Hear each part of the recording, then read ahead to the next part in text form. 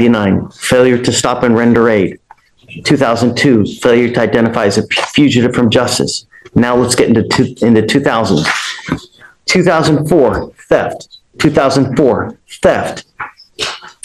2005, felony theft. 2005, theft. 2005, theft. 2006, theft from a person, felony theft from a person. Possession of a controlled substance, 2007, possession of a controlled substance, 2007, and 2008, theft. 2009, possession of a controlled substance, 2010, possession of a controlled substance, possession of a controlled substance, possession of a controlled substance, 2012, theft, assault, theft, 16, 17, 18. Now, 2019, theft, 2020, theft, 2021, theft.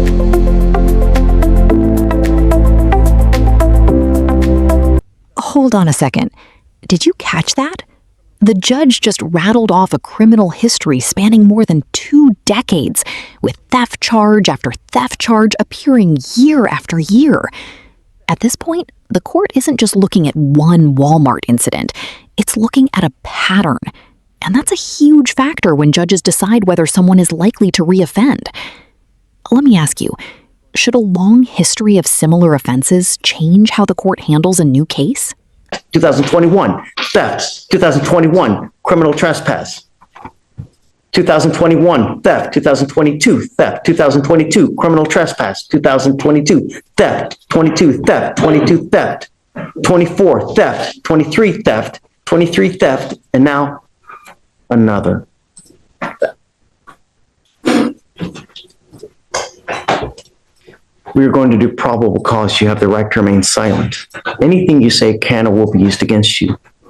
You have the right to have an attorney present. If you cannot afford one will be appointed to you. Yes, Judge.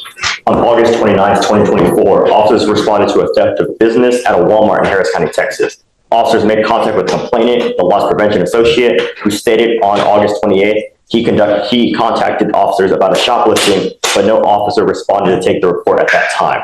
The complainant showed the officer the surveillance video, and the officer observed the defendant select a blue tote, walk towards the automotive section, look around to see if anyone was observing her actions, and select multiple Benzoyl motor oil cords off the shelf and conceal them in the tote. The defendant was then observed walking towards the health and beauty section and exiting through an emergency fire door without attempt to pay for the tote or the concealed oil. How much the value? Let me check the OR, Your Honor. It's not in the DIMS. And I'm guessing because they know it's going to be reduced to a misdemeanor, they just now file it as misdemeanors, Michael, instead of a felony? I'm sorry, what's the question? Do they hence assume intake that it's going to be reduced to a misdemeanor as to why they filed it as a misdemeanor? You know what, Judge, this has been happening a lot and I'm not sure why. I think honestly, a lot of it is negligence into not looking at what their criminal history is before they file the charge. Quite honestly, because I see it a lot and I don't think there's any policy for it. And Your Honor, total is $98. Amber, I'm going to find that there's probable cause to go forward with the case. I'm now sending you for a drug test. I want to know what, if anything, is in your system, and you're to come right back, and then we will discuss where we go from here. I'm going to put a GPS monitor on you, and I'm forbidding you from going to any store that you have a prior contact with in a theft case. Do you understand? And if I find that you have any contact with any of these stores, I'm going to make your bond so high. And there it is. The moment this hearing shifts from punishment to accountability. Notice what the judge is saying here. He's not convinced that simply releasing her back into the community is solving the problem. The court is now focusing on the possible root cause, including substance abuse and treatment options. That's a major turning point, because this case is no longer just about theft. It's about why the thefts keep happening in the first place. Teeth are going to fall out. Do you understand? Sir. Catch and release days are over. No more catch and release. We are going to get to the bottom of why this continues to happen.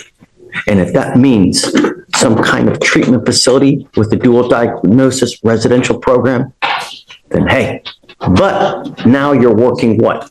30 thefts stops today. First things first, I'm sending you for a drug test. You must come right back. And if you fail to come back, if you fail to take the drug test, your bond will hit the skyline. You understand? Mr. Garris, we have a doozy on our hands now. And you are probably one of the best, and thank you for being here. We have quite a doozy with Ms. Cameron. She is someone who continues over and over and over to pick up cases. And we're now to the tune of, how many theft cases do we got? On the list, Judge, so I have some awareness. Yeah. I sent her for a drug test. She tested positive for coke. It ends today. You will now be required to come here 2 times a week to take drug tests. You are forbidden from going into any of the stores for any of the theft cases that you have. And I'm going to tell you now, if you can't stop on your own, then we will do it for you. I'm giving you the opportunity to stop using any illegal drugs on your own now. If you are unable to, then you will be with me. I'll revoke your bond and I'm going to put you in jail. And I will continue to do so until you stop using. If you pick up any more new cases, likewise, I'm going to put you in jail. Do you understand? Yes, sir. You are lucky that you are not charged with a felony now, and I don't understand why. But being after as many theft cases you have now, I just don't understand. But you're lucky that it's a misdemeanor. Be that as it may, no catch and release. We're done. Do you understand? And I'm going to tell you now that I'm going to be very, very, very hard pressed to just start accepting time served over and over. Because what we're doing is we are, and you can see that we are not solving the underlying issue as to why it continues to happen. No. Steve, the prosecutor and I had a brief discussion about that. I'm going to try to find out more. And Take I'm your sure time.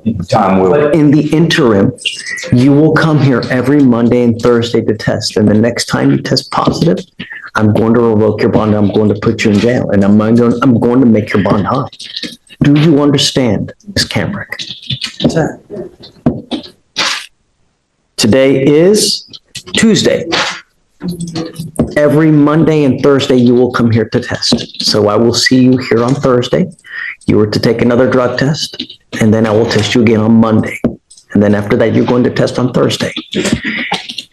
And I'm strongly considering doing some kind of anti-theft course as I'm going to see what we can do to have her start doing some kind of proactive can help, so to speak, so that it just, I don't understand why. And obviously, I think resources are an issue, but I will help out with that if necessary. Where do you live now? She lives with her father here. Do you have anyone that's going to bond you out if your bond ends up at $10,000? That's what you need to consider when you're out there in the free world. Because if you violate the conditions and I make your bond $10,000 and you don't have anyone to bond you out, then you will be stuck like Chuck. And I'm going to tell you now, no time serves.